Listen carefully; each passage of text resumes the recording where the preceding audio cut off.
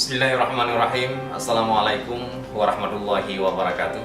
Saya Usama Elmardi, Kepala Dinas Pendidikan Daya Aceh, menyampaikan tahniah selamat dan sukses haul ke-46 Hadratus Syekh Abu Prungkali yang insya Allah akan dilaksanakan pada tanggal 25 Februari 2019 di Dayah Darul Ihsan Prungkali.